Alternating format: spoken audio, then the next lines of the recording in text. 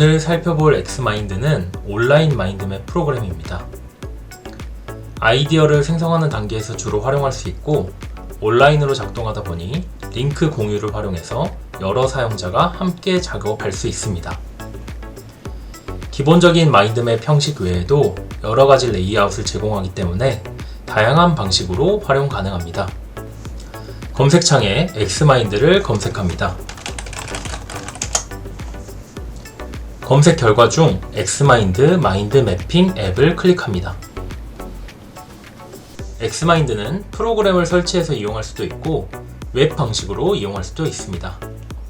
학생들과 사용하기에는 웹 방식이 조금 더 낫습니다. 상단에 있는 메뉴 중 웹을 클릭합니다. 사인인을 클릭합니다. 사인업을 클릭해서 이메일 계정을 생성합니다. 이메일을 입력하고 코드를 받아서 계정을 생성합니다.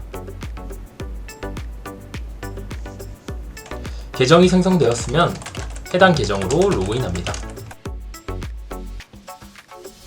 상단에는 새로운 맵을 만들거나 새로운 폴더를 만들 수 있는 기능이 활성화가 되고 아래쪽에는 기존에 만들었던 맵이 보이게 됩니다. 뉴 맵을 눌러서 새로운 마인드 맵을 만들어 보겠습니다. 엑스마인드 프로그램에서 제공하는 다양한 레이아웃을 활용할 수도 있고 기본적인 마인드 맵을 만들기 위해서 블랭크 맵을 선택할 수도 있습니다. 블랭크 맵을 눌러 보겠습니다. 그러면 기본적인 마인드 맵이 만들어지게 됩니다. 좌측 상단에 있는 제목 표시줄에 내용을 바꿔서 제목을 바꿔 보겠습니다. 도형 안의 내용을 바꾸기 위해서는 더블 클릭을 해주면 됩니다.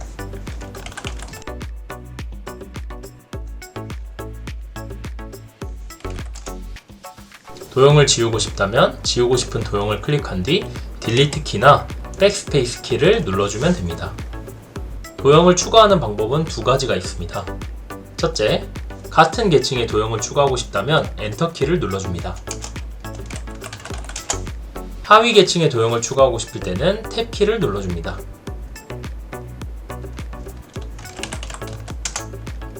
다시 같은 계층의 도형을 추가하고 싶을 때는 엔터 키를 눌러줍니다. 하위 계층의 도형을 추가하고 싶을 때는 탭 키를 눌러줍니다. 플로팅 메뉴를 이용하는 방법도 있습니다. 도형을 추가하고 싶은 곳을 눌러 아래쪽에 활성화된 플로팅 메뉴를 이용해서 도형을 추가해 줍니다. 플로팅 메뉴를 이용하면 하이퍼링크를 걸거나 이미지를 추가할 수도 있습니다. 추가하고 싶은 도형을 클릭한 뒤 아래쪽에 하이퍼링크를 추가해 보겠습니다. 하이퍼링크를 추가하게 되면 도형 오른쪽에 링크 이동 버튼이 나오게 됩니다. 이번에는 이미지를 추가해 보겠습니다. 이미지를 추가하고 싶은 도형을 클릭한 뒤 플로팅 메뉴에서 로컬 이미지를 클릭합니다. 미리 저장된 이미지를 불러옵니다. 이미지의 크기를 줄이고 싶을 때는 안쪽에 들어가 있는 이미지를 클릭한 뒤 이미지를 줄여주면 됩니다. 이번에는 메모를 추가해 보겠습니다. 메모를 넣고 싶은 도형을 클릭한 뒤 아래쪽에 있는 도트를 클릭해 줍니다. 내용을 입력하고 빈 곳을 클릭하게 되면 메모 버튼이 활성화되게 됩니다. 그 밖에도 플로팅 메뉴의 관계 기능을 이용해서 연결되어 있지 않은 도형 간의 연결도 할 수 있습니다. 이때 선의 모양은 이 사각형을 끌어주면 바뀌게 됩니다. 이번에는 형태를 바꿔보도록 하겠습니다. 오른쪽 상단에 있는 포맷 메뉴를 클릭합니다. 뼈대를 클릭하면 여러가지 레이아웃을 살펴볼 수 있습니다. 마인드맵을 확대 축소하고 싶을 때는 왼쪽 하단에 있는 퍼센트 숫자를 바꿔주거나 컨트롤 키를 누른 채로 마우스의 휠을 돌려주면 됩니다.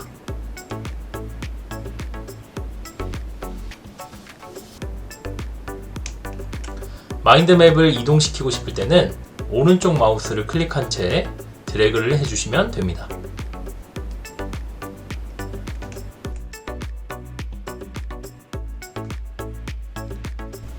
마지막으로 공유 기능을 알아보도록 하겠습니다. 오른쪽 상단에 있는 쉐어를 클릭해 줍니다. 아래쪽에 있는 외부로 공유 버튼을 클릭해서 활성화시켜 줍니다. 마인드맵을 함께 편집하기 위해서는 권한을 편집 권한으로 주어야 됩니다. 에딧으로 바꿔줍니다. 그리고 나와 있는 링크를 카피합니다. 이 링크를 학생들에게 전달하게 되면 학생들은 로그인 없이도 이 마인드맵을 편집할 수 있습니다.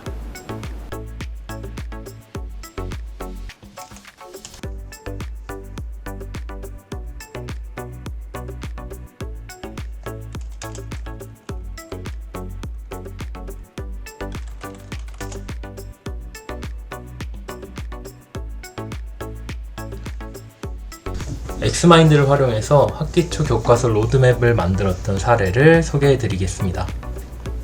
저는 매 학기 첫 수업 시간에 교과서를 살펴보는 시간을 갖습니다. 우리가 낯선 장소를 찾아갈 때 내비게이션을 활용하는 것처럼 낯선 내용을 학습할 때는 우리가 가는 방향을 알려주는 지도가 있어야 된다고 생각을 해요. 아이들과 수업을 하다 보면 단위 차시에 집중하느라고 전체 맥락을 잃어버리는 경우가 종종 있습니다. 그래서 매년 배움 지도를 만들어 왔는데 그 전에는 이제 종이에다 만들다 보니까 문제가 좀 있었습니다. 분석은 같이 열심히 하더라도 결국에 만드는 친구들은 한두 명의 그림 잘 그리는 친구가 독차지하게 되더라고요. 이때 엑스마인드를 활용하게 되면 좀 더 효율적으로 작업을 할 수 있고 교과서 로드맵을 만드는데 모두가 함께 참여할 수 있게 됩니다. 활동은 이렇게 진행했습니다. 먼저 교과서 로드맵의 필요성에 대해서 살펴봤습니다. 내비게이션 이야기를 하면서 동기 유발을 했습니다. 다음으로 작년에 선배들이 만들었던 교과서 로드맵이나 1학기 때 우리가 만들었던 로드맵을 보면서 로드맵 작성 방법을 익혔습니다. 저는 학생들에게 단원, 학습 주제, 핵심 단어와 내용, 그리고 문장 등이 포함되면 된다고 이야기를 해주었습니다. 다음으로 컴퓨터실로 가서 엑스마인드 사용 방법을 알아보았습니다. 이때 학생들이 로그인할 필요가 없도록 제가 미리 마인드맵을 과목별로 만들어 놨습니다. 그리고 마인드맵 안에는 이렇게 방법 안내 주제를 만들어 놨습니다. 기본적인 것만 알려줘도 학생들이 사용을 하면서 또 새로운 기능들을 다 알아내니까 모든 걸 알려줘야겠다고 생각을 안 하셔도 될 것 같습니다. 다음으로 모둠별로 이야기를 하면서 교과서 로드맵을 만들었습니다. 모둠원이 다 같이 모여서 만든 모둠도 있고 과목 안에서 단원을 나눠서 각자 하면서 계속 피드백을 해줬던 모둠도 있습니다. 완성작은 링크 형태로 패들렛에 공유를 했습니다. 새로운 단원이 들어갈 때마다 우리가 만들었던 배움 지도를 꺼내서 살펴보면서 이번 단원에서 배울 내용에 대해서 대략적으로 알고 단원을 들어가게 됩니다. 이렇게 해서 엑스마인드를 활용해서 교과서 로드맵 만들기 수업을 소개해 드렸는데요. 이 엑스마인드라는 도구는 물리적인 제약 없이 학생들이 온라인 공간에서 아주 자유롭게 생각을 나눌 수 있다는 아주 큰 장점을 가진 도구인 것 같습니다. 선생님들께서 꼭 아이들과의 수업에 사용하시지 않더라도 동료 선생님들과의 생각 공유라든지 수업 계획이라든지 그런 것들을 하실 때 되게 도움을 많이 받을 수 있는 도구이지 않을까 싶습니다. 선생님들께서도 사용 방법을 꼭 익히셔서 생각을 정리하는 데 도움을 많이 받으셨으면 좋겠습니다.